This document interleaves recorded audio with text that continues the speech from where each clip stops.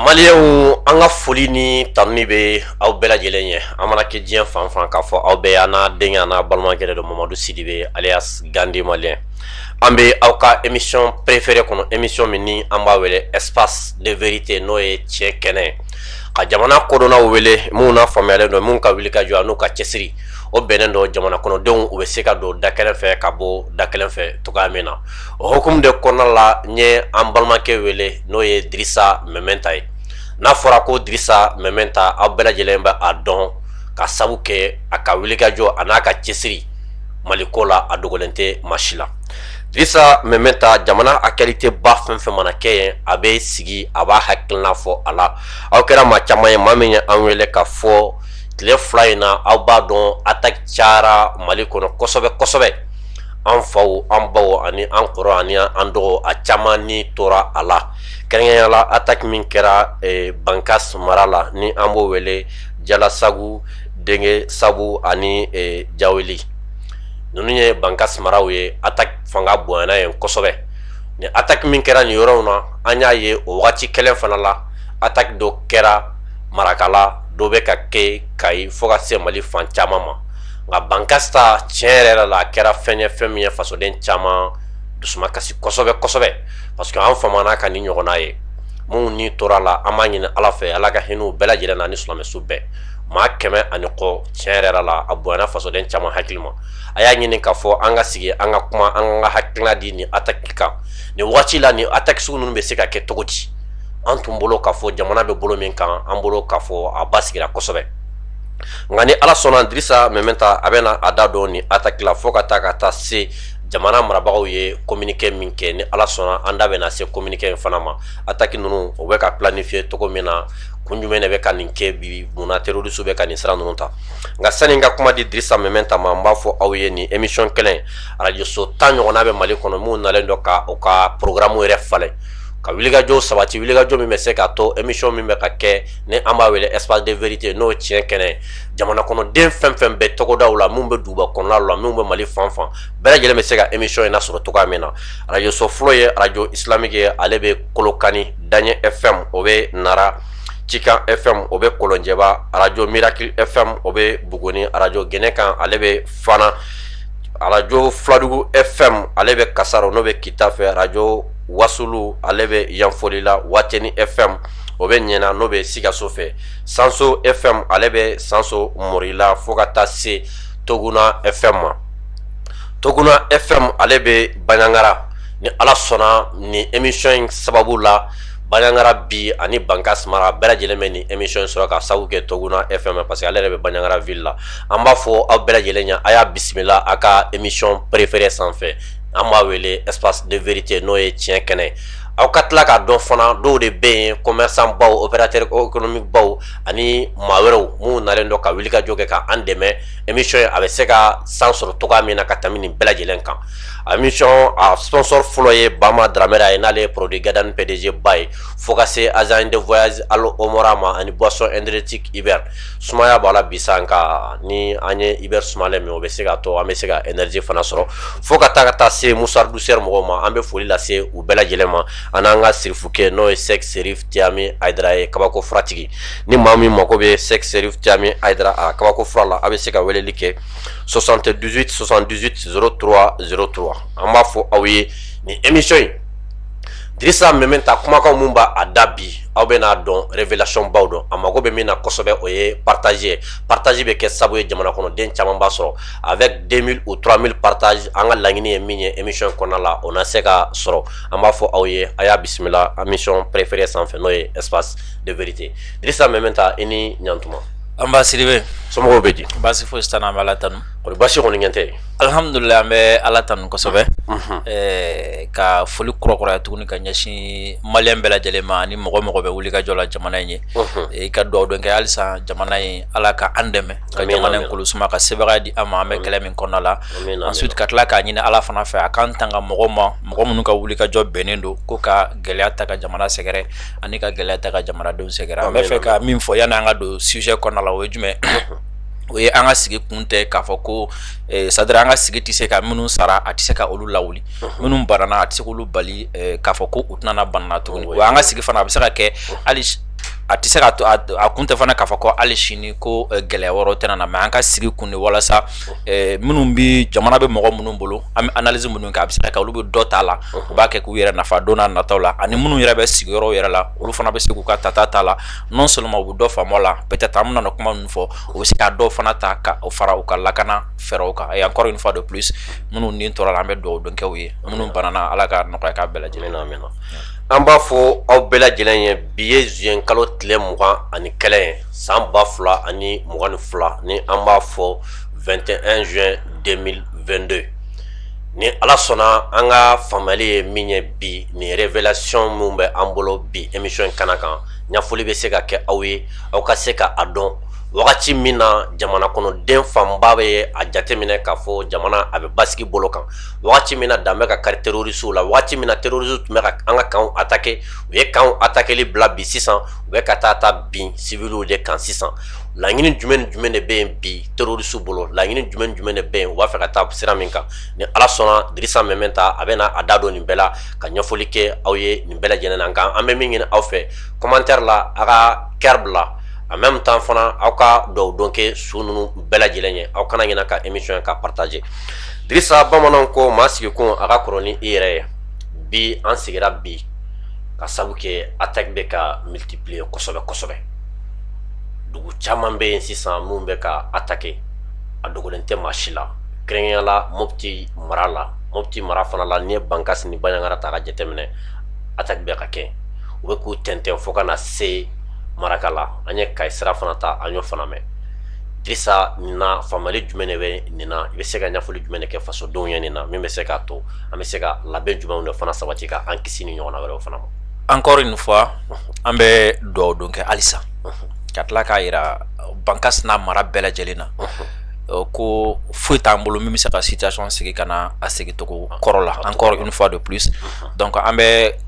ni waati ninnu kuma ma nɔgɔn kosɛbɛ parce que mɔgɔ somɔgɔw tanyalen a somɔgɔ fagalen ni fagacogo la donc k'a fɔ k'i bɛ kuma a ko kan a ma nɔgɔn kosɛbɛ parce que a tigi bɛ nin lamɛn n t'a dɔn i bɛna min fɔ pour que min bɛ se k'a to a tigi bɛ se ka a somɔgɔw ka saya k'a b'a kun ou bien k'a bɛna fɛn dɔ k'a la donc an bɛ hakili to ɲini kɛ u fɛ kosɛbɛ mais n y'a fɔ tuguni n bɛ se k'a kan an ka analyse kun ye pour que mɔgɔ bɛ se ka nafa sɔrɔ a la ka kɛ ka u yɛrɛ dɛmɛ voilà an bɛ se ka kisi ni ɲɔgɔn wɛrɛ ma cogo min na quoi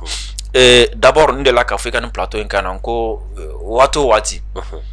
ni armée y'a kanu k'a fɔ ko a bɛ wuli a bɛ se tiɲɛnikɛlaw ma ko ka dankari u la walasa k'u si latunu o waati kɔnɔna na tiɲɛnikɛlaw yɛrɛ c'est à dire u firifiritɔ la u nimakaratɔ la u b'a essayer ka ko dɔ kɛ pour que k'a yɛrɛ k'a fɔ ko halisa k'u bɛ yan nɔ ensuite fɛn min fana y'u sɔrɔ gɛlɛya min y'u sɔrɔ digi min kɛr'u la u b'a essayer waati dɔ la k'a fɔ ko b'u ta sara donc o ta sara kɔnɔna la ni yɔrɔ min ka fɛgɛn u bɛ taga bin o yɔrɔ de kan yɔrɔ min ka fɛgɛn bi o yɔrɔ jumɛn o ye civil ye parce que marifa ti olu bolo olu ma formation kɛ yɔrɔ min ka girin bi o ye jumɛn o ye sɔrɔsi kunda ye alors que normalement u ni sɔrɔsiw de bɛ ɲɔgɔn na i m'a faamu fɔlɔ an bɛɛ tun b'a ye ko n bɛ taga sɔrɔsiw de attaquer u bɛ camp de attaquer u bɛ embuscade de da u b'a fɔ ko fɛn t'u ni civil cɛ voilà u b'a fɔ ko ni fɛn t'u ni civil ni ɲɔgɔn cɛ u bɛ na yɛrɛ waati dɔ la kun bɛ taga u bɛ balo di civil ma u bɛ fɛn wɛrɛ di civil ma mais n'i y'a ye sisan u tɛ se k'u attaquer armée la parce que u ka position falenna u ka niveau falenna maintenant sisan comme armée bɛ ka population de kɔlɔsi maintenant n'i bɛ fɛ ka se armée ma n'i sera population ma c'est comme si n'i sera armée ma olu ka faamu la maintenant attaque minnu kɛra Bankasi mara kɔnɔna la ani attaque minnu kɛra yɔrɔ wɛrɛ ne ye jateminɛ kɛ k'i yɛrɛ ɲininka mun de nana ni nin ye munna terroriste bɛ ka nin waleya ninnu kɛ tantɔ quoi munna u ni juguyara fo ka na se nin niveau ma fo ka na mɔgɔw sɔrɔ k'a don mɔgɔw kɔkɔso kɔnɔ ka tasumaw bolo la ka mɔgɔ bolangolo ka marifa ci a la ten k'a faga ne y'a ye k'a fɔ ko fɛn damadɔni bɛ yen nɔ olu de accumulé la ka na se nin yɔrɔ ma fo ka n'a fɔ an filɛ nin don min na fo bi a fɔlɔfɔlɔ ye jumɛn n b'a daminɛ min na o tɛ a daminɛ exactement mais n bɛ n ka analyse daminɛ min na o ye jumɛn a sigida ninnu caman kɔnɔna la an y'a ye k'a fɔ ko terroriste kɛlen ka gɛlɛya sɔrɔ u selen yɔrɔ caman na u y'a essayer ka alliance kɛ ka accord kɛ u ni sigida mɔgɔw ni ɲɔgɔn cɛ ka bɛnkan kɛ u ni sigida mɔgɔw ni ɲɔgɔn cɛ donc anw bɛ na bon n'a ti fɛ an ka se aw ma bon a bɛ a yɔrɔ jɛn armée la kelen n'a ti fɛ an ka se aw ma a bɛ nin kɛ a bɛ nin kɛ a bɛ nin kɛ a bɛ nin kɛ dɔw sɔnna ma o waati kɔnɔna la u y'olu to yen dɔw banna a ma u bannen a ma u ye gɛlɛya ta k'u sɛgɛrɛ mais u ka gɛlɛya ma se ka digi kɛ o dara mɔgɔ la donc par fini u ye o yɔrɔ mɔgɔ ninnu to yen mais caman bɛ yen nɔ olu sɔnna ka bɛnkan kɛ u ni comment dire la u ni bingannikɛla ninnu ni ɲɔgɔn cɛ an y'a mɛn an ka kunnafoni na k'a fɔ ko o don nata in na ko yɔrɔ dɔ tun b'a la bɛnkan kun bɛ u ni mɔgɔ ninnu ni ɲɔgɔn cɛ ko fɔ waati dɔ yɛrɛ sera tellement que terroriste ninnu degera kana se niveau dɔ la ko u nana yɛrɛ dugula mɔgɔw yɛrɛ yɔrɔ la ko bɛɛ ka mɔgɔ dɔ di u ka don terroriste ka groupe la parce que jama dɔgɔyara mɔgɔ sata cayara ko fɔ ka mɔgɔ di u ka don fɛn na donc an b'a ye k'a fɔ o bɛnkan ninnu kɔlɔlɔ ye jumɛn n'i ye bɛnkan kɛ ni terroriste ni ɲɔgɔn cɛ i bɛ gɛlɛya sɔrɔ fan fila bɛɛ de fɛ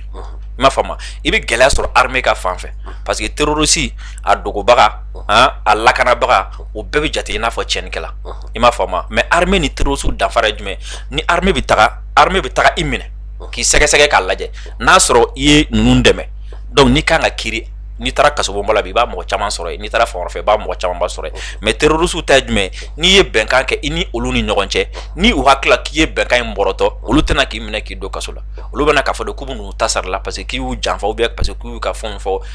armée an y'a ye o don na attaque la an ye kunnafoniya caman sɔrɔ min bɛ taga o fanfɛla fɛ k'a fɔ ko le fait que kɔsɛ in na armée ye opération ba kɛ o yɔrɔ in na yen nɔ quoi a zone kɔnɔ yen nɔ maintenant o opération in kɔnɔna la u caman bolila caman donna Burkina caman taara fan wɛrɛ fɛ caman taara u ka wɛrɛdaw la parce que dɔw bɛ yen nɔ olu bɛ bɔ kɔfɛ dɔw bɛ yen nɔ i b'a sɔrɔ yɔrɔ man jan sigida yɛrɛ la quoi donc olu mɔgɔ n'a gɛlɛyara dɔɔni bɛ u to u ka fanfɛla la komi bɛɛ bɛ ɲɔgɔn dɔn dugu bɛ ɲɔgɔn dɔn quoi i m'a faamu donc le fait que armée opération kɛ opération bannen donc u ko cette fois-ci n'i y'a ye armée nana opération kɛ k'i b'a sɔrɔ parce que u ka an ye kunnafoni minnu sɔrɔ n'u bɛ taga bɛnkan kɔ u b'a fɔ de a kana an yɔrɔ fɔ sɔrɔsiw ye i m'a faamu a kana an yɔrɔ fɔ faamaw ye quoi donc maintenant olu bolo n'i ye a ye armée sera ka na opération kɛ ka se nin niveau ma c'est que i b'a sɔrɔ sigida mɔgɔw de ye sɔrɔsiw wele i m'a faamu donc comme n'a ma ɲɛ k'u ye sɔrɔsiw wele ka na nin kɛ anw na donc an fana bɛ taga an ta sara an fana bɛ taga an ta sara o la donc n'u nana o la i b'a ye a bɛ kɛ tiɲɛniba ye quoi donc o ye accord ninnu problème ye a bɛ se ka na ni nin fɛn ninnu ye a filanan ye jumɛn min bɛ se k'u ni juguya u ni gɛlɛya ka se nin ma o ye kɛlɛ minnu bɛ ka tɛmɛ u ni armée ni ɲɔgɔn cɛ u bɛ ka perte yɛrɛ ta ka se niveau min ma i m'a faamu parce que ni perte bonya n'u ka kan na kosɛbɛ dimi bɛ bonya ka taga quoi i m'a faamu c'est comme si ni n'an bilala ɲɔgɔn na sisan quoi ni ne ma se ka tɛgɛ sɔrɔ kelen ka kɛ kelen a ma se ka foyi k'i la i ka dimi tɛ bonya kosɛbɛ mais ni sera ka tɛgɛ kelen k'i la fo k'i jogin i b'a ye i ka dimi bɛ bonya le fait que tasara dusu bɛ bonya i la kosɛbɛ ka tɛmɛ i n'a fɔ ni ma se ka fɛn k'i kan alors que an bɛɛ b'a dɔn k'a fɔ ko armée ye tiɲɛniba don u kun hali ni zone ninnu yɛrɛ la u ka kan caman cira u ka yɔrɔ caman cira donc o tasara dusu min b'u kɔnɔ k'a fɔ ko anw tɔɔrɔ la an ka mɔgɔ caman sara donc fo an fana ka taga mɔgɔ bɛ nin ko in na ou bien mɔgɔ kɛra sababu ye donc fo an fana k'an ta sara a bɛɛ lajɛlen na donc o la i b'a ye n'o dusu in nana waati o waati tiɲɛni bɛ bonya an y'a ɲɔgɔn kɛra Nigeria waati min na Boko Haram gɛnna ka bɔ yɔrɔ caman na waati min na ni groupe d'autodéfense commencera ka créer borno yan fan ninnu fɛ ni mɔgɔ commencera ka marifa ta k'u b'u yɛrɛ lakana a waati de Boko Haram donna exaction na kosɛbɛ parce que u ko mɔgɔ bɛ ka commencer civil bɛ ka fara Nigeria sɔrɔsiw kan ko k'olu kɛlɛ san na quoi donc fo ka fɛn dɔ kɛ civil la pour que ka mɔgɔ tɔw fari faga olu kana na fɔ k'u bɛna ɲɔgɔn kɛ tuguni quoi ani olu yɛrɛ perte min ta ko civil fana nɔ b'a la donc u ye tiɲɛni caman kɛ ka dugu jeni ka fɛn caman kɛ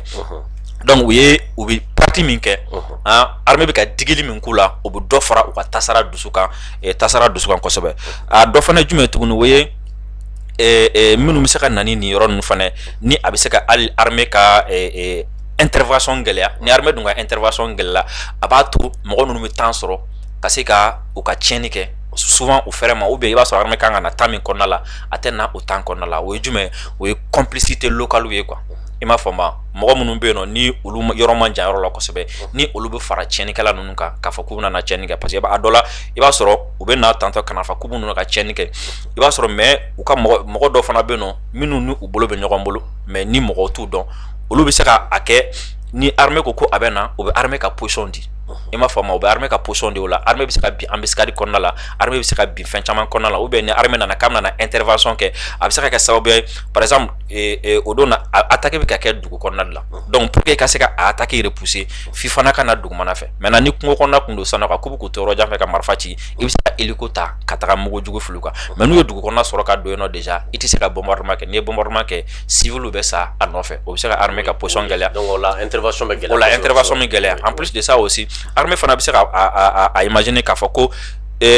yɔrɔ minnu don yɔrɔ caman bɛ yen nɔ yɔrɔ minnu ye alliance yɔrɔ minnu ye accord kɛ ni Bamanci ninnu ye donc n'i bɛna don o zone sugu kɔnɔna na a tɛna fɔ zone min don zone min ye zone neutre ye quoi n m'a faamu parce que a tɛna kɛ zone don zone min bɛ yen nɔ ni Bamanci t'a kɔnɔna la parce que ni dugu kelen dugu fila dugu saba ni olu ye accord kɛ ni Bamanan ye donc o dugu kelen fila saba bɛɛ bɛ se ka considérer comme des territoires à risque quoi i m'a faamu ni armée ko a bɛ don il est fort probable que fɛn dɔ k'a sɔrɔ soit u bɛ yɛlɛ mine dɔ kan ou bien fɛn dɔ bɛ se ka donc ni olu dun b'o cogo la a bɛ armée ka intervention a bɛ a gɛlɛya rapidement donc armée bɛ temps ta k'a fɔ ko a bɛ na yɔrɔ zone étudier minnu fɛn ninnu kɛ o bɛ se ka temps ta donc n'o olu temps tara c'est-à-dire marifatigi jɔlen don a bɛ ka marifa ci mɔgɔw la k'u faga donc ne ka intervention ma teliya ale bɛ temps sɔrɔ ka se ka fagaliba kɛ et puis surtout ka se ka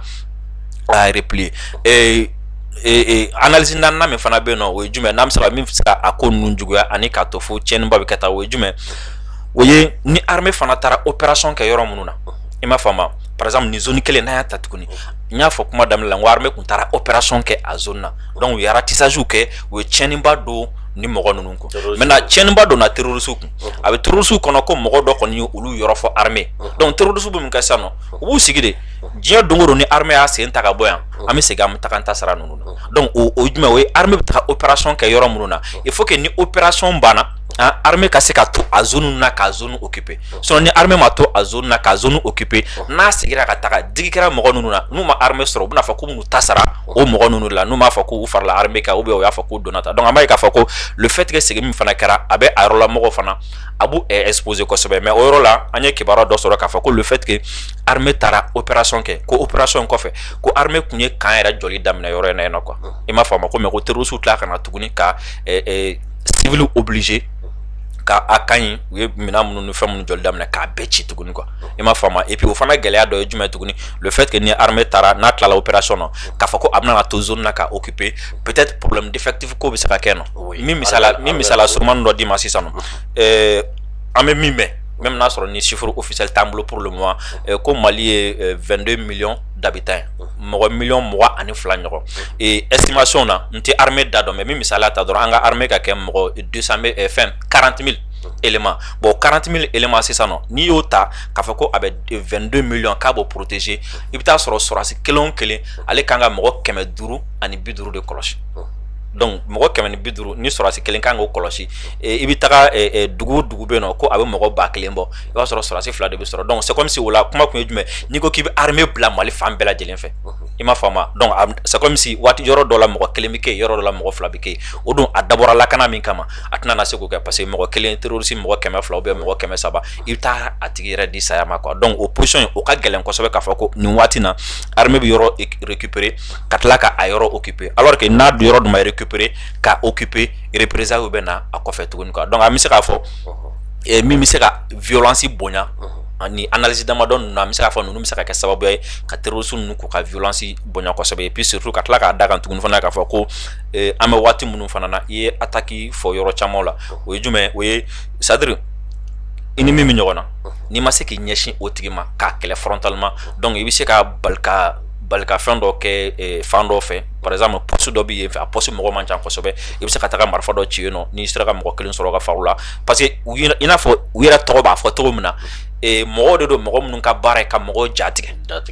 i m'a faamu o de ye terroriste yɛrɛ kɔrɔ mɔgɔ min ka baara don ka mɔgɔ jatigɛ donc a sera ka fagali kɛ o a ma se ka fagali kɛ o ale bɛ fɛn dɔ de kɛ pour que ka aw jatigɛ ka aw bɔ aw tɔgɔ la aw bɛɛ ka siran donc n'a ye mɔgɔ caman sɔrɔ a bɛ bin olu kan o bɛ mɔgɔw jatigɛ ou bien n'a tɛmɛtɔ la n'a ye poste min sɔrɔ ka marifa kɛ papa a b'o fana kɛ mais n'i ye nin bɛɛ lajɛlen ta en tout i b'a ye k'a fɔ ko fɛn dɔ kɔni kɛra terroriste la i m'a faamu bandiw la Bamanan ninnu na fɛn dɔ de kɛra u la fɛn min bɛ yen nɔ peut-être a ɲɔgɔn depuis ko in daminɛ a ɲɔgɔn kun tɛ kɛ o la i m'a faamu donc digi kɛra u la donc en retour cette fois-ci u fana b'a fɔ ko u bɛna fɛn dɔ kɛ peut-être tagalen ɲɛfɛ attaque in yɛrɛ kɛra cogo min na an bɛ se ka don kɔnɔna la ka dɔɔni wɔlɔwɔlɔ mais Diri mɔgɔ caman bɛ ka min fɔ o ye de k'a fɔ est-ce que jamana marabagaw ta jateminɛ bi ni manque d'effectif de don k'a essayer ka se ka recrutement kɛ kosɛbɛ parce que o b'a sɔrɔ denmisɛnnin caman de bɛ yen bi minnu labɛnnen don ka se ka dɔn armée la bi ka se ka jamana servir ni effectif ko do est-ce que waati ma se sa u k'a essayer ka effectif ko o sigi sen kan wa en même temps fana n'u nana dugu kɔnɔ i y'a fɔ cogo min na olu bɛ dɔn dugu kɔnɔ u bɛ na u bɛ opération kɛ u bɛ tila ka dugulamɔgɔw toli min kɛ est-ce que o fana tɛ kɛ danger de dugulamɔgɔw non n y'o yɔrɔ fɔ a bɛ risque bonya ça c'est clair a bɛ risque bonya maintenant fɛn min ye recrutement yɔrɔ ye problème ye jumɛn an tila armée y'a annoncé transition comment dire la phase filanan ou bien phase fɔlɔ la k'a fɔ ko u bɛ fɛ ka mɔgɔ 20,000 ɲɔgɔn recruter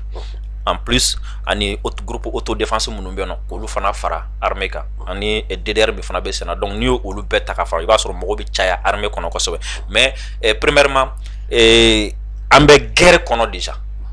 i m'a faamu jamana caman bɛ yen i b'a sɔrɔ olu bi recrutement kɛ ka formation kɛ ka équipement kɛ ka kɛlɛ kɔnɔ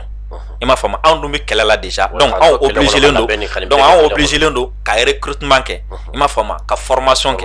ka tila ka taga kɛlɛ fana kɛ tuguni i m'a faamu et puis kɛlɛ fana kɛlen tɛ ka tila ka victoire fana sɔrɔ kɔnɔna na tuguni donc terrorisme tiɲɛnikɛlaw tɛna temps di aw ma aw ka recrutement kɛ olu bɛ to ka tiɲɛni kɛ n'u y'a sɔrɔ waati o waati u bɛ taga kɛ sinon recrutement bɛ sen na an bɛ ka kuma fɔ waati min na mɔgɔ bɛ formation na yɔrɔ caman na ni ma fili niveau bɛɛ la policiers wo garde wo mɔgɔw bɛ formation na gendarmerie mɔgɔw bɛ formation na nin waati dɔ yɛrɛ kɛra la dɔw bɔra télé ni fɛn na donc formation bɛ sen na o ye a gɛlɛya fɔlɔ ye an bɛ kɛlɛ kɔnɔna la donc i tɛ se ka mɔgɔw recruter ka a former ka taa kɛlɛ kɛ ka tila k'a gagner k'a fɔ k'i b'i sagona sɔrɔsi sɔrɔ o waati kɔnɔna la o ma nɔgɔ o ye fɔlɔ ye filanan ye jumɛn o ye jamana yɛrɛ ka lahala ye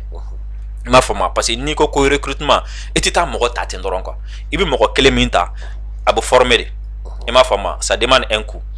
n'a tilala formation na a tigi yɛrɛ a donnen fo ka taga se min ma musaka dɔ fana bɛ don a la ça aussi ça fait o fana ye coût dɔ ye tuguni quoi a sabanan ye jumɛn sɔrɔsi n'i y'a mɛn sɔrɔsi fini min b'a kan na o tɛ o marifa min b'a bolo o de don ni marifa t'a bolo sɔrɔsi tɛ donc marifa fana bɛ di a ma ensuite a n'a balo n'a fɛnw donc o fana bɛ jateminɛ kɛ en terme de budget en terme de revenu de l'état jamana ka sɔrɔ bɛ niveau jumɛn na jamana bɛ jumɛn sɔrɔ ani jamana yɛrɛ bɛ lahala jumɛn na pour que a ka se ka recrutement ba kɛ donc ni seba ti jamana ye a tɛ se ka recrutement ba kɛ mais ni seba ba ye waati min na a bɛ se ka recrutement ba kɛ en plus de ça aussi moi je pense à un moment donné an ka mɔgɔw tun ye fɛɛrɛ dɔ ta o ye jumɛn parce que n'i y'a jateminɛ bi an bɛ yɔrɔ min na n'a fɔ bi armée ka fanga yɛrɛ ti a ka caya ye ten kosɛbɛ bilen an bɛ waati kura minnu kɔnɔna la mais armée ka fanga ye a bɛ se ka sigilen to ka yɔrɔ jan kɛlɛ minnu kɛ o de ye armée ka fanga ye diɲɛ yɛrɛ kɔnɔ nin waati ninnu na quoi o ye jumɛn o ye drone avion ani radariw ni o fɛn caman donc ni olu cayara sisan nɔ donc a bɛ se ka kɛ sisan nɔ poste kelen yan nɔ o kelen bɛ se ka Bamako bɛɛ ta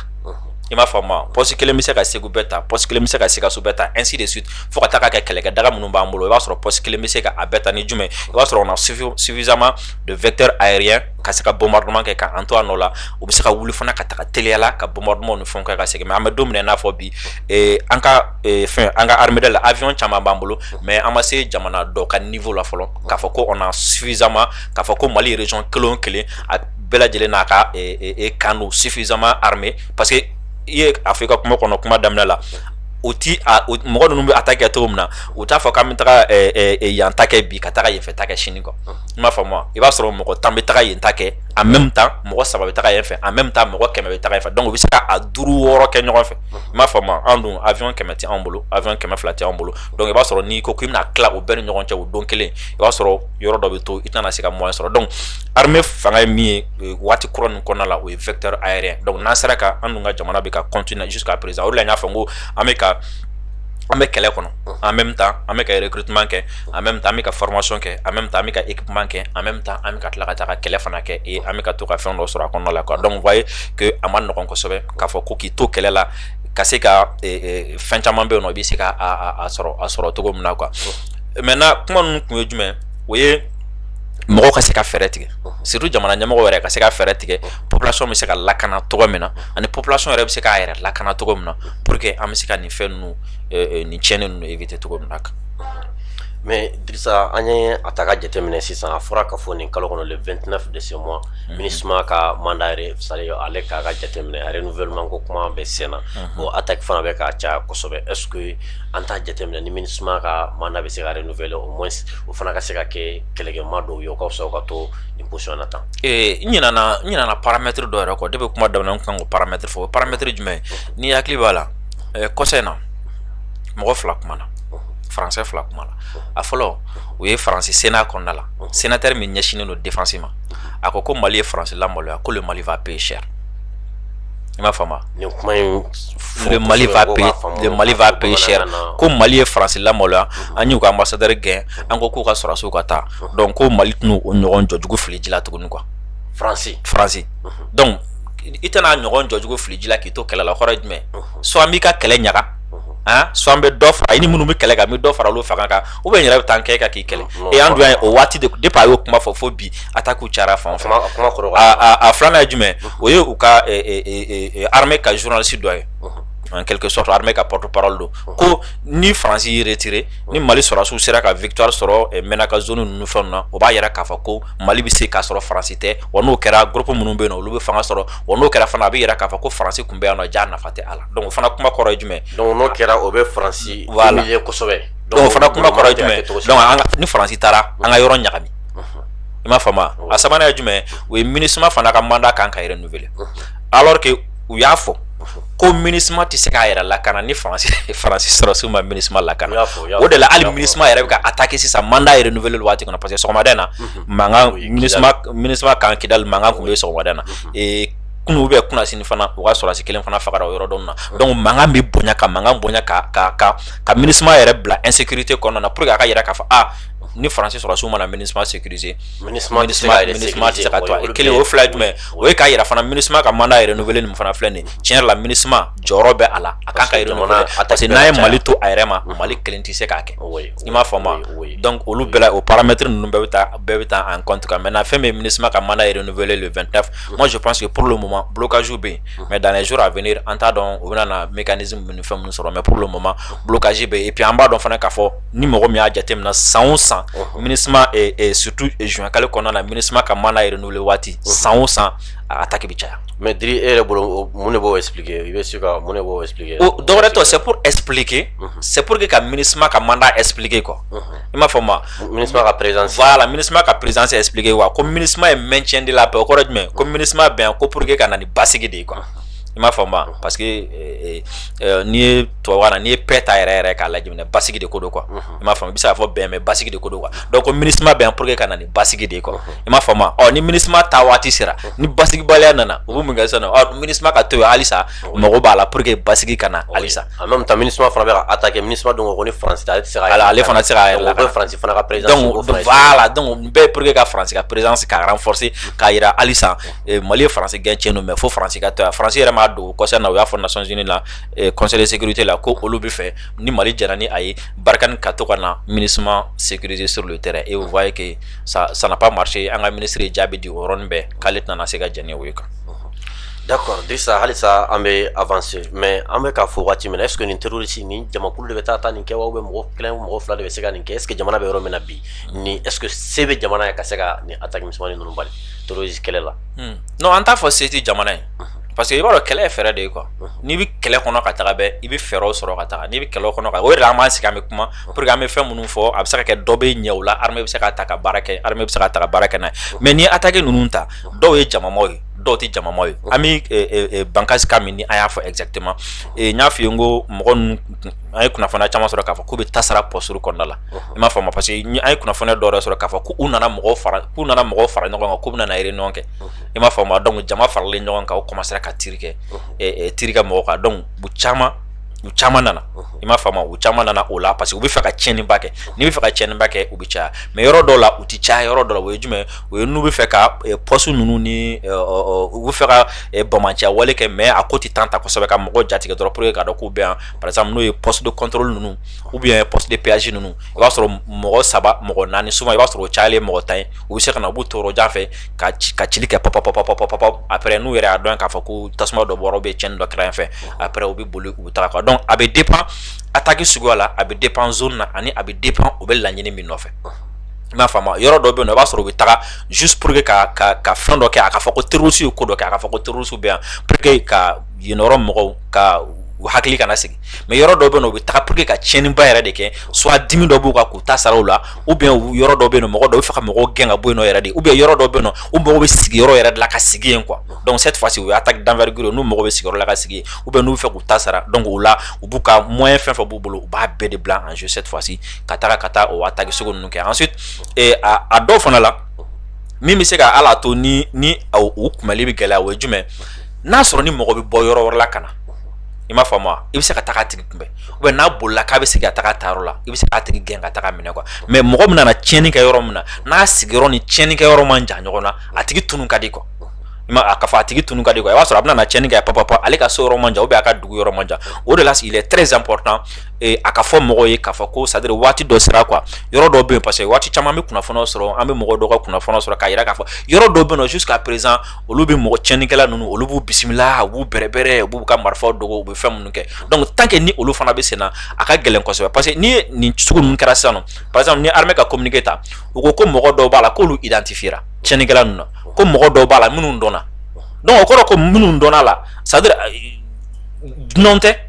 i m'a faamu ni ko dunan tɛ o kɔrɔ ko dugu yɛrɛ mɔgɔ dɔ don mais o kɔrɔ ko mɔgɔ minnu don u visage dɔnnen don k'a fɔ k'u bɛ nin cɛnni ninnu kɛ quoi donc armée bɛna olu ɲini donc maintenant o sigida minnu bɛ yɔrɔ ninnu na yen kɛlɛ minnu bɛ yen nɔ o kɛlɛw ka fɔ ka ban joona ensuite mɔgɔ fana bɛ yen nɔ quoi ko olu bɛ terroriste ninnu bisimila u b'u jabala ninnu fɛnw kɛ tant que ni o ma ban kɛlɛ bɛ gɛlɛya parce que ni armée ko k'a bɛna na bouger ni hali même ni attaque ba in kɛlen kɔfɛ mɔgɔ minnu identifiera ni armée a essayé k'a fɔ k'a bɛ t'u nɔfɛ cogo sugu dɔ la i bɛna tila ka mɔgɔw bɔlen tuguni ka na tuguni ko armée bɛ ka exaction kɛ k'u taara baga mɔgɔw ma u sigiyɔrɔ la ka taga mɔgɔw faga alors que u ma baga mɔgɔ ma a sigiyɔrɔ la mais u taara mɔgɔ dɔ de y'i sen don ko dɔ la a man kan tɛ k'a sen don ko min na donc i b'a ye o bɛ kɛlɛ in gɛlɛya kojugu maintenant fura bɛ se ka sɔrɔ a la o n ye min fɔ sisan nɔ par exemple ni dɔ farala effectif kan i m'a fɔ ma par exemple n'i y'a fɔ n ko territoire kɔni ka bon sɔrɔdasi tɛ se ka yɔrɔ bɛɛ occuper o tɛ se ka kɛ quoi i m'a fɔ ma mais ni dɔ fara effectif ka kelen ani n'an ye moyen baw sɔrɔ i m'a fɔ ma n'an ye moyen baw sɔrɔ o la an bɛ se ka kɛlɛ caman kɛ ɲɔgɔn fɛ ani an bɛ se ka kɛlɛ kɛ yɔrɔ jan fɛ ɲɔgɔn fɛ ensuite ani ni sigida mɔgɔw yɛrɛ sera k'a faamu n'u sensibilisation caman kɛra ni mɔgɔw y'a faamu k'a fɔ ko tiɲɛ yɛrɛ la nin ko minnu filɛ nin ni anw b'a la tiɲɛna nafa t'a la quoi parce que n'i y'i sigi k'i miiri k'a fɔ ko ka bɔ 2012 la ka na bi la i jɛɲɔgɔn fɛn fɛn bɛ yen ko a tigi donna terrorisme la hali n'a sɔrɔ a ye fɛn sɔrɔ ni 90% ma sa 99% sara i bɛna ye k'a fɔ ko voilà i bɛna ye k'a fɔ non nin fɛn in tɛ fɛn laban ta ye na n ka bɔ nin na ka don ko wɛrɛ la parce que a ye moment donné il faut que olu fana k'a faamu et puis a ye moment donné u bɛna faamu yɛrɛ k'a fɔ ko tiɲɛ yɛrɛ la nin ko in tɛ ko laban ta ye il va falloir que an ka bɔ a la quoi donc o baaraw bɛ kɛ sen na o kɔrɔ ye jumɛn armée côté armée o ka baara bɛ continuer k'a ka kɛlɛ kɛ côté civil o fana sensibilisation bɛ continuer k'a ka kɛlɛ kɛ ani côté négociation fana o ye jumɛn mɔgɔ minnu bɛ yen nɔ n'a sɔrɔ olu ta tɛ terrorisme c'est à dire u ka terrorisme ninnu i b'a sɔrɔ dɔw bɛ yen nɔ olu bɛ se ka sama ka bɔ a la quoi i b'a sɔrɔ kɛlɛ bɛ sigida dɔw ni ɲɔgɔn cɛ ou bien o fɛn ninnu ni olu caman sera ka bɔ a kɔnɔna la an bɛ se ka nɔba sɔrɔ k'a kɛ kɛlɛ in na d'accord Maître, est-ce que l'armée fana ka intervention ma suma tuma dɔw la parce que i b'a dɔn ni attaque la mɔgɔ caman y'a fɔ an ɲɛna k'a fɔ k'olu ye c'est à dire olu ye armée alerté a mɛnna dɔɔni k'a fɔ nin yɔrɔ ninnu na sigana ko bɛ yen a bɛ waati jan bɔ o fɔ ka n'a kɛ tuma dɔw la est-ce que an ka armée fana ka intervention a ma suma tuma dɔw la. non souvent depuis waati jan bɛɛ b'an yɛrɛ ɲininka nin na quoi pourquoi ni armée welela u tɛ taga directement ka taga intervention surtout nin na a fɔra ko alerte mɔgɔ ninnu y'a daminɛ depuis 16h depuis fo le lendemain de mɔgɔw nana mais ne kɔni ka faamu la et c'est-à-dire zone yɛrɛ bɛ se ka jouer armée ka intervention teliya ni a sumaya kan i m'a faamu par exemple n dɔnbaga dɔ bɛ yen olu ka dugu la bingannikɛlaw de la ka na bin olu kan i m'a faamu ka n'u ka misi bɛɛ cɛ ka taga ni a ye u ye armée alerté même pas une heure armée nana u ye mɔgɔ ninnu poursuit fo k'u ka misiw minɛ a waati a kuma yɛrɛ fɔra télé la k'a fɔ ko armée taara misi 300 misi 400 ɲɔgɔn o attaque teliyara mais nin na a fɔra ko nin intervention sumara mais ne ka faamuya la ne y'a ye a zone fila tɛ kelen i m'a faamu zone dɔ bɛ yen nɔ o bɛ jate minɛ i n'a fɔ n y'a fɔ cogo min na ko zone risque mais tɔgɔ wɛrɛ b'a la quoi voilà tampon tɛ zone risque do quoi c'est à dire entrée man ca nin yɔrɔ la entrée man ca nin fanfɛla fɛ ani yan an jugulamɔgɔ man ca nin fanfɛla fɛ quoi dugu yɛrɛ la quoi par exemple n ye zone min fɔ n'u taara fɛn minɛ dugu tɛ yen ko minnu ye accord kɛ ni terroriste ye dugu tɛ yen fana ko dugu min considéré len k'a fɔ ko terroriste sigiyɔrɔ don alors que yenfɛla la dugu dɔw bɛ yen nɔ minnu ye accord kɛ ni terroriste ye dugu dɔw bɛ yen nɔ minnu ni terroriste ye baara kɛ donc a fila la i b'a sɔrɔ a fila kɛcogo bɛ se ka intervention teliya ou bien a bɛ se ka intervention suguya cogo min na par exemple dugu minnu bɛ yen nɔ sisan e bɛ fɛ ka bɔ yan nɔ par exemple an filɛ nin yɔrɔ min na sisan e bɛ fɛ ka bɔ yan ka taga mɔgɔ dɔ surunali don sisan quartier na ɲamakɔrɔ sisan i m'a faamu mais i y'a mɛn k'a fɔ ko tiɲɛ la ko badalabugukaw ko i fɛlenba tɛ yen kosɛbɛ ko dɔw bɛ badalabugu n'olu y'u sɔrɔ u bɛ faga i y'a mɛn fana k'a fɔ ko dɔw bɛ quartier Mali la n'o y'u sɔrɔ k'olu bɛ faga quoi donc yen tagali tɛ se ka teliya a n'a sɔrɔ n'i y'a mɛn k'a fɔ ko tiɲɛni dɔ kɛra yɔrɔ jumɛn de Bangoni na sisan nɔ mais sira kan tiɲɛ na dugu tɛ yen i jugulamɔgɔ bɛ yɔrɔ min na quoi parce que i jugulamɔgɔ bɛ yɔrɔ min na i bɛ fɔlɔ ka précaution ta fɔlɔ n tɛmɛtɔla nin yɔrɔ in fɛ est ce que fɛn dɔ tɛ se k'an sɔrɔ yan n tɛmɛtɔla nin yɔrɔ in fɛ est ce que embuscade tɛ se ka da ɲɛ donc i b'o olu o précaution minnu ta a bɛ se ka kɛ o bɛ yɔrɔ dɔ ta teliya a bɛ se ka kɛ o bɛ yɔrɔ dɔ ta sumaya mais ensuite de toute la façon an ti ka retard de expliquer i m'a faamu parce que je sais pas armée yɛrɛ bɛ se k'a nafa k'a bɛ n'o expliquer parce que ni mɔgɔ kɔni wulila k'a fɔ ko mɔgɔ bɛ ka sa moi je pense que min kɔni kan ka kɛ o ye ka taga intervention rapide kɛ surtout ko mɔgɔ ni tora la mais ne bolo min bɛ se ka teliya ani min bɛ se ka sumaya o bɛ se ka kɛ nin yɔrɔ ninnu ye ka parce que ni zone min don jugu ka ca a zone na donc a progression man teli kosɛbɛ parce que waati dɔ la i bɛ wuli e min bɛ wuli k'e bɛ taga mɔgɔ dɔ lakana ni min tɔgɔ dɔn e yɛrɛ bɛ ka tabi jugu a la ka tɛmɛ mɔgɔ min bɛ fɛn kan kosɛbɛ an dun y'a yɔrɔ caman na armée bɛ wuli k'a bɛ taga intervention na hali kɔsa n'a kɛra armée bɛ wuli k'a bɛ taga intervention na sira fɛ armée bɛ bi embuscade kɔnɔ yen nɔ o b'a sɔrɔ u bɛ min dɔw da ou bien mɔgɔ dɔw dalen don ka armée kunbɛn donc armée bɛ bi embuscade kɔnɔna na a tɛ se ka taga ninnu sauver ensuite armée yɛrɛ bɛ tila ka perte ba ta tuguni donc an bolo peut-être olu bɛ se k'a ye a ko kɔnɔna la quoi mais c'est l'armée qui est mieux placée pour que k'a ɲɛfɔ an ɲɛna k'a fɔ ko o donna cas kɔnɔna na mun de la de 16h fo ka na se le lendemain ma o ma intervenu est-ce que avion de kun kan ka taga intervenu mais condition météo kun ma bon de toute façon c'est à l'armée k'a ɲɛfɔ mun de la et puis moi je pense que c'est même normal armée k'a ɲɛfɔ mɔgɔw ye mun de la intervention ma teliya parce que mɔgɔw ka aw weleli kɛ depuis 16h fo le lendemain fo k'u to yen nɔ mɔgɔ kɔrɔkɛ n'u dɔgɔninw ni fɛnw ka sa nin niveau in na n'i ma fɛn dɔ f'u ye fɛn min bɛ se ka au moins hali a tɛ su la wuli mais n'u ye fɛn dɔ mɛn fɛn min bɛ se ka to tiɲɛ na u b'a fɔ bon tiɲɛ yɛrɛ la a kun b'i kɔnɔ ka na hɛn mais fɛn dɔ de y'i bali fɛn min n'i seko kun t'a la quoi o fana bɛ o bɛ fo mɔgɔw la kosɛbɛ ka tɛmɛ u k'u daden ten u kana na foyi f'a kɔnɔna la. Sisan n'o bɔra yen an ye jamana marabagaw ka communiqué n'o ye gouvernement ka communiqué gouvernement ka communiqué yɛrɛ la e bɛ se ka mun de faamu gouvernement ka communiqué la. D'abord gouvernement ka communiqué in kɔnɔna la i b'a ye k'a fɔ ko tiɲɛni bonyana kosɛbɛ parce que gouvernement ka communiqué la o ye mɔgɔ 132 de fɔ 132 morts donc o ye tiɲɛni bonyana kosɛbɛ o b'a yɛrɛ k'a fɔ ko fɛn min don ko denni kun tɛ i m'a faamu et puis i b'a ye fana ka gouvernement ka communiqué kɔnɔna la hali n'a sɔrɔ n'u ma taga a don u ye fɛɛrɛw kɛ ko in kɔfɛ ka wulikajɔ dɔ kɛ pour que ka tiɲɛnikɛla ninnu ka u ɲini k'u minɛ parce que gouvernement tɛ se ka identifier kɛ k'a sɔrɔ sɔrɔdasiw tɛ se ka identifier k'a fɔ ko tiɲɛnikɛla nin b'a la k'a sɔrɔ u ma wuli ka b'u nɔ la ka taga ɲɛɲini quoi parce que moi même j'ai information dɔ sɔrɔ la parce que depuis kunun de délégation ministérielle dɔ kun kan ka taga Ogosagu fɛn hakɛto non voilà Jalasagu plutôt u bɛ taa Bankas ensuite u bɛ taga Jalasagu mais a délégation danna Mopti pourquoi parce que armée kun bɛ intervention na quoi avion kun bɛ ka pylône fɛnw kɛ mugujugu fili ensuite u kun bɛ ratissage ni fɛnw na quoi donc u ko temps kɔnɔna la a ma ɲi ministre k'a fɔ k'u bɛ taga ka bombardement ni ratissage ni fɛnw tɛ sɔn donc k'u ka to fo ratissage ka ban fɔlɔ donc i b'a ye communiqué fana kɔnɔna la armée y'a yɛrɛ k'a fɔ ko wulikajɔ u bɛna continuer k'a kɛ non seulement fɛn en envergure bonyana mais wulikajɔ u bɛna continuer k'a kɛ ensuite ani minnu yɛrɛ y'a kɛ u ye dɔw dɔnya a la déjà i b'o dɔn communiqué in kɔnɔna la et puis communiqué in fana kɔnɔna la i b'a ye k'a fɔ ko armée y'a yira fana k'a fɔ ko malgré que nin bɛ ka kɛ mais ale bɛna hakili to adamadenya hakɛw la o kɔrɔ jumɛn o bɛ kɛ ka peut-être kɔfɛmɔgɔw de jaabi minnu bɛ yen nɔ à chaque fois ni armée wulila k'a fɔ k'a bɛ taga nin fɛn ninnu kɛ u bɛ exaction kɛ c'est pour que k'olu fana jaabi k'a fɔ non armée tɛna taga kunfɛ armée tɛna wuli dɔrɔn ka taga mɔgɔ minɛ k'u da k'u kan tigɛ mais non a bɛna taga opération min na a hakili bɛ adamadenya hakɛw la a mago bɛ hakɛ fana caman na quoi donc communiqué in kɔnɔna la n'i y'a ta i bɛ se ka nin fɛn damadɔ ninnu sɔrɔ a kɔnɔna la ensuite i b'a ye fana k'a fɔ ko armée bi fɛ fana mɔgɔw ka to dusukun ni c'est-à-dire dusukun ka to ɲɔgɔn bolo halisa quoi et yan bɛ n profiter ka fɛn dɔ fɔ vous savez ni ko gɛlɛyara waati min de ne bolo o de ye soutien kɛ waati parce que nin na c'est-à-dire ni mɔgɔ bɛ maloya ni mɔgɔ bɛ démoraliser ni mɔgɔ bɛ fari bɛ faga ni mɔgɔ bɛ décourager a bɛ daminɛ armée yɛrɛ la fɔlɔ quoi parce que nin ko in b'olu de tɔɔrɔ fɔlɔ ka tɛmɛ bɛɛ kan mun na parce que olu de bɛ ka minɛn san olu de bɛ ka taga kɛlɛ kɛ olu de bɛ ka sa olu de bɛ ka bana olu de bɛ ka kɔngɔ a bɛɛ kun ye jumɛn ko ka mɔgɔw kisi saya ma olu bɛ ka mɔgɔ minnu kisi saya ma olu k'a mɛn k'a fɔ ko mɔgɔ 132 sara olu la a b'u tɔɔrɔ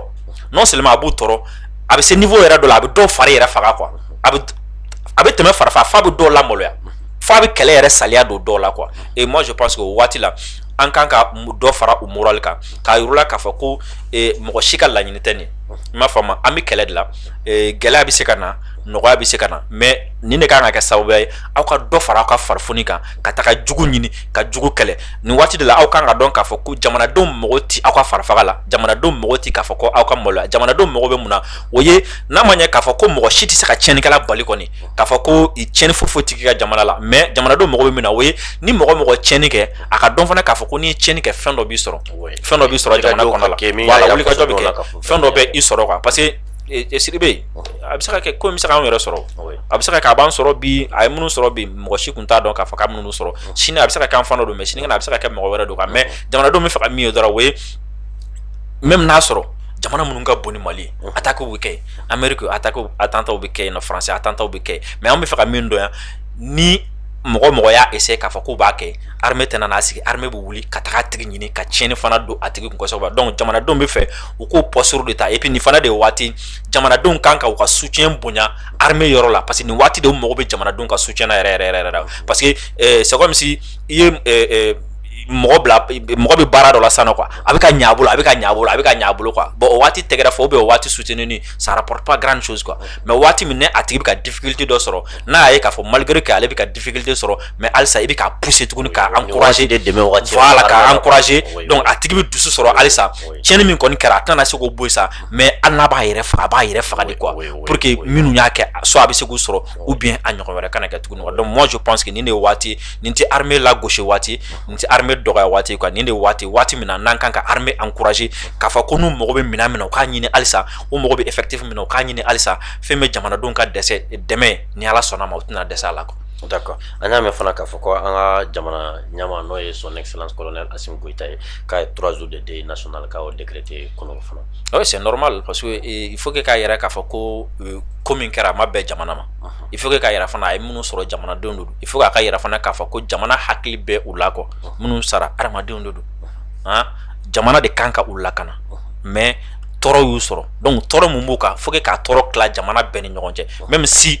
ne bɛ se k'a fɔ ko je présente mes condoléances mais min dɔgɔnin sara ne tɛ se k'o ka douleur ɲɔgɔn santi dimi min b'o la ne tɛ se k'o dimi ɲɔgɔn santi mais ne bɛ se ka min kɛ o ye compassion ye o de ye deuil national ye ka jamana bɛɛ ka jɛ ka fara ɲɔgɔn kan k'a fɔ ko ka min kɛra tiɲɛna a y'an bɛɛ tɔɔrɔ voilà a y'an bɛɛ de fana sɔrɔ même n'a sɔrɔ ni anw tɛ se ka su lawuli même n'a sɔrɔ n'an tɛ se ka banabaatɔ furakɛ ni an da ye mais tiɲɛ yɛrɛ la an b'an ka dusukasi yira ka se ne ma n'a sɔrɔ ni fɛn wɛrɛ kun se bɛ an ye an kun b'o kɛ mais nin waati na min se bɛ an ye o ye nin ye en attendant que an ka se wɛrɛ sɔrɔ donc deuil national ninnu dabakun dɔ ye et puis en plus a ka dɔn fana ni bɔra k'i jɔ jamana kɔnɔ dɔrɔn a ka dɔn ko dɔ kɛra jamana kɔnɔ ko min tɛ ko bɛn ta ye a ka dɔn ko jamanadenw bɛ niveau min na o dusukasilen don jamanadenw bɛ niveau min na o tɔɔrɔlen don donc o de ye deuil national kun ye et c'est très normal aussi. D'accord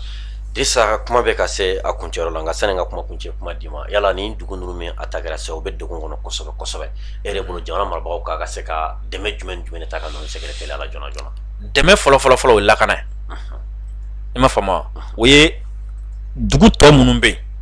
ko se ma kɛ olu ma fɔlɔ mais ni olu ni ninnu ka lahala ma jan fɛɛrɛ ka kɛ joona olu bɛ se ka sécuriser cogo min na ensuite attaque yɛrɛ kɛra yɔrɔ min na an ye mɔgɔ dɔ bɔra ka kuma k'a fɔ halisa u mɔgɔ bɛ lakana na i m'a faamu wa olu ka lakana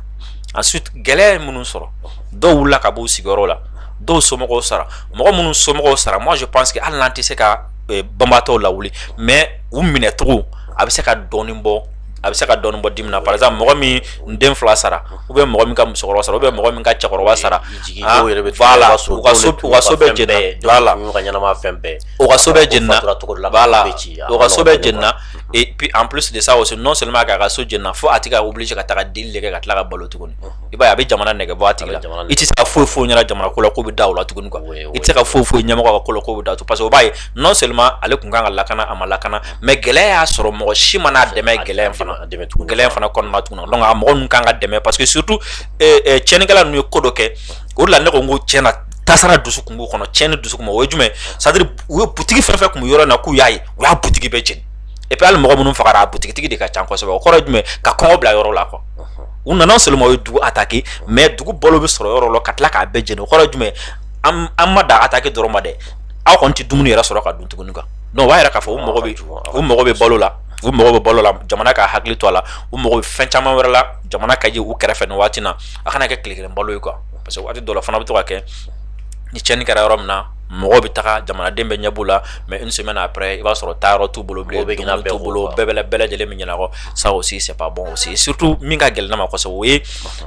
a ma se yɔrɔ minnu na fɔlɔ vraiment fɛɛrɛ ka kɛ joona quoi walasa a kana se o yɔrɔ ninnu na parce que déjà ni kuma in daminɛ min na o yɔrɔ bɛ yɔrɔ caman na quoi yɔrɔ caman bɛ yen nɔ i b'a sɔrɔ o ni situation sugu ninnu ma jan kosɛbɛ donc fɛɛrɛ ka ɲini ka a mɔgɔw lakana en attendant que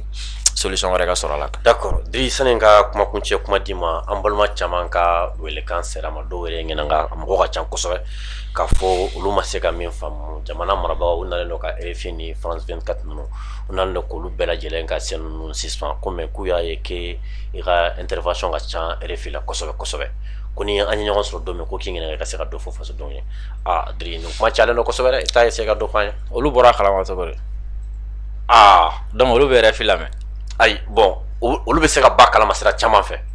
parce que dɔ bɔra kalama o ye publication kɛ ko ale ye kumakan mɛn RFI la ne yɛrɛ bɔra kalama ta. D'accord, n'an ka ɲɛfɔ très facile pour que mɔgɔw b'a faamu. Jamana ye RFI suspend mun na? RFI ani France 24 ani mɔgɔ minnu bɛ kɛlɛ la olu ka baarakɛminɛnw de don pour que ka propagande kɛ anw fɛ yen k'an ka jamana opinion manipuler ka jamanadenw manipuler ka jamanadenw révolter ka na état contre la u bɛna o de kɛ anw fɛ donc o de la jamana y'u suspend k'u kana kuma anw fɛ yen parce que mɔgɔ caman b'u lamɛn olu tɛ se ka analyse kɛ u yɛrɛ k'a fɔ nin ye nin fɔ tiɲɛ tɛ ou bien nin ye nin fɔ tiɲɛ don i m'a fɔ n'olu ye min mɛn ninnu da u b'a fɔ ko tiɲɛ don ensuite a bɛ kɛ sababu ye mɔgɔ dɔw fana bɛ yen u b'u profiter ka taa jamana buruja a sanfɛ donc jamana y'a interdit o kama mais ni y'an ka jamana ka fanga jateminɛ o ye jumɛn o ye ka adversaire ka force utiliser a yɛrɛ contre la ye i m'a faamu ni RFI suspend anw fɛ yan nɔ sisan donc c'est comme si France tɛ se k'i profiter RFI kɔni fɛ k'a ka propagande kɛ anw fɛ yen i m'a faamu mais a tɔ ye jumɛn sisan nɔ anw de bɛ se ka RFI utiliser sisan nɔ k'an fana sagola kuma fɔ a bɛ lamɛn yɔrɔ minnu na i m'a faamu donc cette fois-ci au lieu que RFI ka kɛ tiɲɛnikɛla an ka jamana kɔnɔ non a tɛ kɛ tiɲɛnikɛla an ka jamana kɔnɔ a bɛ kɛ anw kumada ye jamana kɔ kan parce que minnu b'a lamɛn cette fois-ci o tɛ Mali kɔnɔ mɔgɔ ye dɛ et puis an bɛna min fɔ a kan o ye jumɛn o ye min bɛ jamana arranger donc mɔgɔ minnu bɛ kɔfɛ olu b'u mɛn u b'a dɔn tiɲɛ na Mali bɛ taa tiɲɛ na Mali bɛ taa tiɲɛ na Mali bɛ taa donc cette fois-ci o ye an ye ka RFI minɛ France la k'a kɛ anw ka kɛlɛkɛminɛ n'i y'a jateminɛ Mali ka nin kɛlɛ n'i y'a seli nin niveau in na parce que mɔgɔ minnu bɛ kɛnɛma olu bɛ minnu mɛn an kan o caman bɛ informer o caman y'a dɔn de k'a fɔ ko an bɛ ko dɔ la k'a sɔrɔ u ni an kelen-kelenna ma kuma quoi donc a bɛ kɛ sababu ye halisa an bɛ dɔ de sɔrɔ o jama la ka fara an ka jama la k'a sɔrɔ fɛn ma bɔ a la parce que olu bɛ taga juguman dɔrɔn de fɔ anw kan mais n'anw bɛ mun fɔ n'o bɛ lamɛn kɔfɛ o de bɛ anw nafa quoi mais olu bɛna tiɲɛni min fɔ kɔnɔna la c'est comme si i jugu n'i sera k'i ka i jugu ka yɔrɔ sɔrɔ k'i ta fɔ ye i bɛ dɔ de sɔrɔ ka bɔ a ka jama la ka gɛrɛ i yɛrɛ la donc min don i bɛ a tigi ka force de utiliser a tigi contre la comme ko réseau ba b'olu bolo u bɛ communication kɛ mɔgɔ caman b'u lamɛn comme u tɛna se ka tiɲɛni kɔni k'anw fɛ yen mais mɔgɔ minnu b'u lamɛn anw fana b'an ka message di olu ma à travers olu donc jɔnw bɛ gagner sisan anw de bɛ gagner o de la waati dɔ la n bɛ tila k'a fɔ mɔgɔ ye n ko kɛlɛ la waati dɔ la bolokorofili bɛ yen waati dɔ la hakili bɛ kɛ ka hakili bɛ kɛ ka baara kɛ quoi n bɛna misaliya dɔ d'i ma comment dirais la Faransi ni fɛn Ukraine ni Russie ka kɛlɛ la sisan nɔ Faransi ye Russie ka chaîne dɔ bɛ yen nɔ RT France u y'a tigɛ Faransi kɔnɔna la mun na parce que ko RT France bɛ min fɔ a bɛ Faransi a bɛ Russie arranger a tɛ Faransi arranger donc a tɛ fɔ Faransi mais Faransi yɛrɛ bɛ communiquer RT France la a bɛ bɔ kɛnɛma pour que Russie k'a mɛn olu bɛ ka min fɔ quoi donc RFI bɛ min fɔ Mali la o ti Mali arranger mais min bɛ Mali arranger an b'o fɔ RFI la kɛnɛma mɔgɔw b'o mɛn qui gagne non Mali de bɛ gagner c'est le Mali de bɛ gagner voilà c'est le Mali qui gagne o de la hali waati dɔ la i b'a ye an ka ministre dɔw ni fɛn dɔ kumana na mɔgɔw bɛ ka ɲininkali ni fɛn kɛ non kɛlɛ bɛɛ ti dusu ye quoi waati dɔ la i jugu fɛ yen i bɛ se ka taga i nafama fɛn dɔ ta i jugu fɛ n bɛna misala min fara kan o ye jumɛn maliyɛn minnu bɛ yen nɔ bi n'u bɛ bɔ Faransi ka manifester i b'a dɔn Faransi kɔni ka bon ni RFI o ani Faransi de tɛ kɛlɛ la mais maliyɛn minnu bɛ Faransi u ma na dɛ mais u bɛ manifester Faransi de a kun ye jumɛn pour que Français k'a dɔn ko u bɛ ka ko dɔ kɛ Mali la mais aw ka ɲɛmɔgɔ tɛna n'a fɔ aw ye yan anw yɛrɛ bɛ min ye maliyɛnw ni anw bɛ Faransi yan anw bɛ bɔ k'a yɛrɛ la k'a fɔ ko dɔ bɛ ka kɛ anw fɛ yen nɔ a man di anw ye i m'a faamu o ye jumɛn c'est la communication non donc olu b'u to Faransi ye ka manifester Faransi contre la donc Français b'a dɔn ja fɛn minnu bɛ ka na fɔ an ye a bɛɛ tɛ dɔrɔn k'a fɔ ko an ka ɲɛmɔgɔ bɛ ka nin dilan u ka nin dilan voilà ja tiɲɛ wɛrɛ fana bɛ yen min ni tɛ kelen i m'a faamu donc ni fana y'i ka information passer olu fɛ c'est comme si n'i bɔra ka manifester Faransi quoi i m'a faamu c'est la même chose i bɛ jamana ka hakili la ani jamana ka kun kilenna i b'o de véhiculer dɔrɔn parce que ami kɛlɛ min na guerre d'information de don n'i sera ka kanu sɔrɔ kunnafoni ligne min b'i bolo k'i ka ligne défend n'i y'a défend mɔgɔ dɔ de b'a mɛn i bɛ mɔgɔ dɔ convaincre ka fara i ka jama kan mais mɔgɔ bɛ yen n'a bɛ fɛ ka tiɲɛni de ladon i kun n'i bɛ se togo k'o tigi daminɛ i fɛ yen i b'o daminɛ i fɛ yen mɔgɔ bɛ ka nin kuma fɔ normalement Faransi de tun kan ka kɛlɛ kɛ RFI la ko mun na k'a b'a tɔ bɛ kuma. oui ko parce que a ye an suspend do aw ka jama. voilà par exemple ne interview fila min kɛ interview fɔlɔ la u ye ɲininkali kɛ ne y'a f'u ye k'a fɔ n ko Mali comment dire la n ko sanction min bɛ Mali kan n ko mɔgɔ si tɛ cɛ tɛ muso tɛ Faransi de don n ko Faransi de ye CEDEAO bila la a ka Mali sanctionner parce que n ko Florent Parly yɛrɛ bɔra k'a fɔ ko u bɛna na fɛn dɔ fɔ n ko et puis Emmanuel Macron yɛrɛ bɔra k'a fɔ ko ale ye Ghana président wele k'a fɔ ko Mali ye u ka radio ni télé dɔ gɛn k'u ka fɛɛrɛ dɔ ta Mali kama donc o b'a yɛrɛ k'a fɔ gɛlɛya fɛn fɛn bɛ Mali kan Faransi de nɔ don. i y'o fɔ RFI yɛrɛ de. ne y'o fɔ RFI yɛrɛ de sanfɛ. donc ni Faransi y'o mɛn ou bien ni jamana wɛrɛ mɔgɔw y'o mɛn olu bɛna dɔn k'a fɔ Faransi de tiɲɛni don. o k'a ka fɔ ye. Faransi de tiɲɛni don Mali kun et puis hali an filɛ nin laban min kɛra ni mɔgɔw y'a ta o ye jumɛn o ye comment dire la tɔgɔ wele filɛ kɔnɔ loi électorale nin votera don min na i m'a fɔ ma loi électorale nin votera don min na Faransi u kun bɛ ka bɔ k'a yɛrɛ de k'a kɛ i n'a fɔ comme si ni Mali kɔnɔ mɔgɔ ye marifa ta ɲɔgɔn kama déjà quoi i m'a fɔ ma. oui i n'a fɔ a kɛra n'o mankanba ye Mali kɔnɔ fo ɲɔgɔn fanga bonya. voilà ne mun fɔ ne ko n ko an ka jamana ɲɛmɔgɔw ka tellement que u haminen don jamana ka ɲɛtaga la tellement que u bɛ fɛ élection ɲuman ka kɛ n k'o de la mankan cayara CNT kɔnɔna na parce que u bɛɛ lajɛlen bɛ fɛ ka bɔ ni fɛn min bɛ jamana nafa sinon kɛlɛ tɛ yen nɔ foyi tɛ yen. ni mɔgɔ min y'o mɛn kɔfɛ minnu ja tigilen don kɔfɛ ni olu y'o mɛn o hakili bɛ sigi mais n'i sigi k'i ban ka kuma fana la tuguni voilà i bɛ tila ka fɛn fana siran kosɛbɛ voilà parce que fɛn dɔ bɛ yen Mali radio so caman bɛ yen olu tɛ sɔrɔ Côte d'Ivoire a tɛ sɔrɔ Sénégal a tɛ sɔrɔ Guinée a tɛ sɔrɔ Canada a tɛ sɔrɔ yen fɛ quoi donc minnu fana bɛ se ka bɔ kɛnɛma n'an bɛ se ka kunnafoni min n'an bɛ se ka an ka jamana défendre min kɛ yen nɔ n'o ma min fara an ka jamana kan o t'o bɔ a la kan donc ni RFI ni Faransi de dimina sa Faransi de kan ka dimi ka taa kɛlɛ kɛ bibi na quoi ko Malien kana voilà ani Mali bɛ kɛlɛ la voilà ani Mali bɛ kɛlɛ la an ka téléso bɛ ka Mali kumakan bɔ an ko cogo di an ko ani Faransi bɛ kɛlɛ la ani Faransi bɛ kɛlɛ la Faransi téléw bɛ kana Faransi défend fo Mali la yan donc n'anw sera k'o bali donc Faransi ti défend Mali la a tɔ ye jumɛn Faransi bɛ gosi Mali de bɛ défend Faransi a banna très simple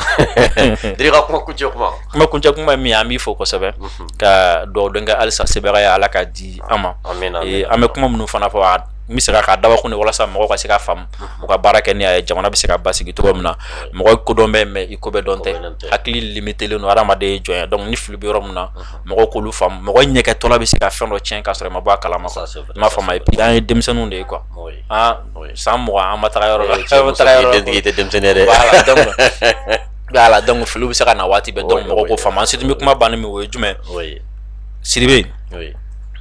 yanni kɛlɛ o kɛlɛ yanni ka don a la kuma o kuma n'i y'a mɛn yanni ka a tigi minɛ a ma a ɲini k'a dɔn fɛn bɛ yen fɔlɔ quoi. kuma bɛɛ nin de diri i m'a faamu parce que ni o dɔnna jamana in kɔnɔ ni i ye journaliste ka baara dɔn yan n'a kumana i t'a tɔɔrɔ i t'i dumuni misaliya jumɛn e ka baara ye ka ne ɲininka ne mɔlɔra ka ne ɲininka ou bien ne sarala ka ne ɲininka ne bɛ kunnafoni di cogo di a ka gɛlɛn kosɛbɛ parce que kunnafoniya dɔ bɛ pour que ne ka se k'a di fo e ka ɲininkali sugu dɔw de kɛ i m'a faamu ni e ma ɲininkali sugu dɔw kɛ ne tɛ se k'a jaabi o ne dun ma a jaabi di mɔgɔw bɛ to kun fana donc jamana fana kɔnɔ bɛɛ n'a ka baara don o togoya kelen de la institution bɛɛ n'a ka baara don ministre bɛɛ n'a ka baara don sɔrɔdasi n'a ka baara don bɛɛ n'a ka baara don o togoya kelen donc f'an k'a to fana bɛɛ k'a ka baara kɛ a kɛcogo la bɛɛ k'a ka baara kɛ a kɛcogo la bɛɛ k'a ka baara kɛ librement wa an ka bɛɛ ka baara ɲini k'a dɔn yan parce que n'i ma mɔgɔ min ka baara ɲini k'a dɔn yan i bɛ se ka dimi a tigi kɔrɔ a tigi bɛ taa kuma dɔ mɛn parce que tiɲɛ yɛrɛ la waati caman na an bɛ kuma mɛn mɔgɔ minnu da o t'a fɔ an ye pour que an ka faamu mais caman bɛna fɔ an ye pour que an ka far'u kan de c'est une grande différence communication kɔnɔna la ni mɔgɔ bɛ ka kuma i fɛ walasa i ka fara a kan a n'a bɛ ka kuma i fɛ walasa i ka faamu kelen tɛ voilà kelen tɛ voilà donc an k'a dɔn k'a fɔ ni mɔgɔ bɛ ka kuma an fɛ an ka nin différence ɲini ka bɔ ɲɔgɔn na yanni an ka taga fara mɔgɔ dɔw ka kɛlɛ kɛ parce que waati dɔ la mɔgɔ dɔ b'i wele cɛ i b'a fɔ ko mun de kɛra bon u y'a fɔ u ye mun fɔ voilà o de kɛ min y'a fɔ ale ɲɛna o b'a fɛ ale ka fara kan ka taa kɛlɛ dɔ kɛ bon n'e dun y'a faamu e yɛrɛ bɛ se k'o tigi bɔ fili la quoi parce que mɔgɔw fana sɔmina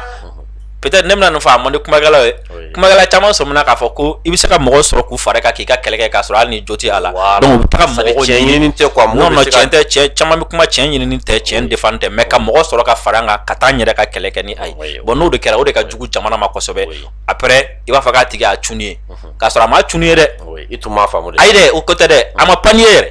Mapa. Ni mɔgɔ panani de a bɛ tuni kɛ.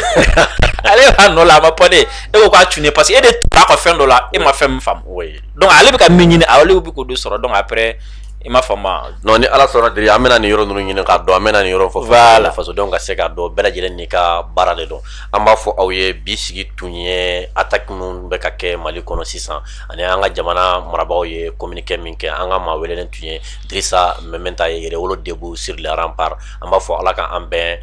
émission in ɲɔgɔnna wɛrɛ ma ni n ko émission ɲɔgɔnna wɛrɛ an ka sigi ka kuma nin thème ɲɔgɔnna wɛrɛ kan an tɛ ala deli o la k'a sigi émission kan émission min an bɛ se ka jamana kɔnɔdenw kunnafoni an b'a fɔ ala k'an bɛn don wɛrɛ wasalam.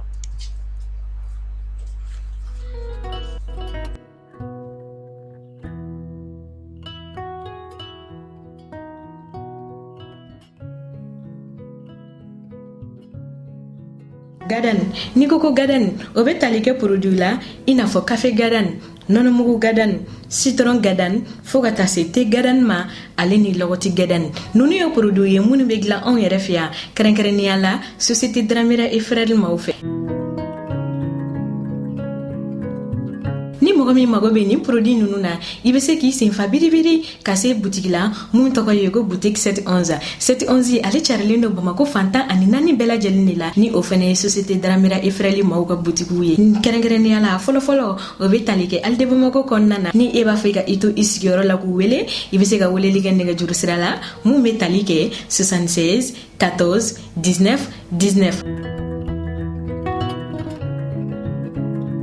711D sɛbɛnnikɔrɔkaw ale ni lafiyabugukaw aw bɛ se ka aw senfa biribiri ka se jikɔrɔni fɛn min ye 20 mètres yɛrɛ ye o kɛrɛfɛla ye coye ni ani restaurant Sibi Center man jan ɲɔgɔn na walima n'i b'a fɛ k'i to i sigiyɔrɔ la ka wele i bɛ se ka nɛgɛjuru sira ta mun bɛ tali kɛ 76 72 19 19 Kalabankorokaw fo ka taa se Kabalakaw ma aw bɛ se ka aw senfa biribiri ka se Cɛbani fɛn min ye lycée Demba Kanda Keita o kɛrɛfɛla yɛrɛ la coye wala n'i bɛ fɛ k'i to i sigiyɔrɔ la k'u wele i bɛ se ka weleli kɛ nɛgɛjuru sira la 74 62 19 19 o tɛ a bannen Banangabugukaw aw fana bɛ se ka 711 maaw lasɔrɔ nɛgɛjuru sira la mun bɛ tali kɛ 79 91 19 19 ni Banangabugu ta ni o bɛ lycée Ibrahim Mali yɛrɛ kɛrɛfɛ yɛrɛ coyi u ma dan produit gadan dɔrɔn fɛnɛ ma fɛn min ye produit wɛrɛ caman ye o bɛ sɔrɔ u ka yɔrɔ la mun bɛ tali kɛ malobɔrɔw fo ka taa se nɔnɔmugu bɔrɔw la jus kɛrɛnkɛrɛnnen ɲumanw o bɛ u ka yɔrɔ la ale ni boisson dumanw fo ka taa se savonw ma deodorant ɲɛgɛn kɔnɔna ale ni mɔgɔninfin yɛrɛ kasa jago duman nin bɛɛ lajɛlen bɛ sɔrɔ u ka yɔrɔ la fɛn min ye mayonnaise petit matin o bɛ yen fo ka taa se moutarde dumanw ma ale ni petit pois nin bɛɛ lajɛlen de bɛ sɔrɔ u ka yɔrɔ la.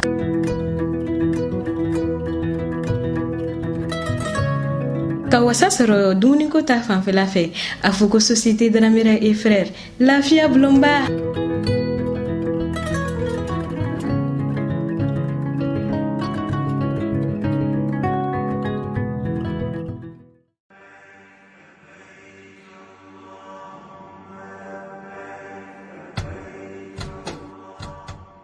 Al Umra be silamɛw kunnafoni k'a be duguta kɛrɛnkɛrɛnnen min labɛn san 2022 Umra ogumu kɔnɔna na ko o tɔgɔsɛbɛnw bi sen na. Hinjikɛla minnu b'a fɛ ka taa Umra la ɲina sunkalo dɔgɔkun fɔlɔw la ni o b'a daminɛ avril kalo tile 4 ka taa bila a tile 18 na san 2022 ko o musakaw bi t'i jɔ sefa wari miliyɔn 2 ani 280 na. Minnu b'a fɛ ka taa sunkalo dɔgɔkun labanw na n'o b'a daminɛ avril kalo tile 17 ka taa bila mai kalo tile 2 la san 2022 o musakaw bi t'i jɔ sefa wari miliyɔn 2 ani 120 na. Al Umra b'a da silamɛw kulo kan ko tɔgɔsɛbɛnw bi sen na halisa minnu b'a fɛ ka taa Rajaba kalo o dɔgɔkun labanw duguta la ni o yɛrɛ bolodalen do ka bɛn février kalo tile 22 san 2022 ma. Al Umra be silamɛw fo minnu ye danaya da u kan wa a bi weleweleda kɛ u bɛɛ lajɛlen ka boli joona ka n'u tɔgɔw sɛbɛn ni ka duwawu kɛ u ka taa ni ka segin ɲuman na Saudiya jamana kan. ka fara o bɛɛ lajɛlen kan al umra ye cakɛda ye min bɛ biyew feere minnu bɛ dugutaw kɛ ɲɔgɔn fɛ ale ni kelenna dugutalaw ka taa diɲɛ jamana bɛɛ lajɛlen na min yɛrɛ la ani kɔnpanyi caaman de bɛ baara kɛ ɲɔgɔn fɛ sɔngɔ nɔgɔman na ka fara o kan an bɛ visa di dubai tagalaw ma ka asiransi labila dugutalaw ye bolimafɛnw ale ni fɛn caaman wɛrɛ an ka musaka sarasiraw ye orange money MoneyGram ria ale ni western union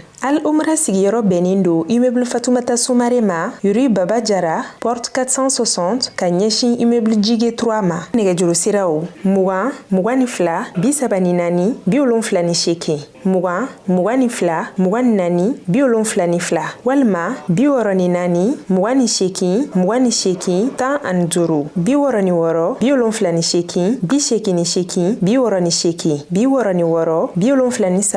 77 51 juru walima 76 15 37 84 an ka email alomrabas@yahoo.fr an ka bɔlɔlɔsira http://alomra.com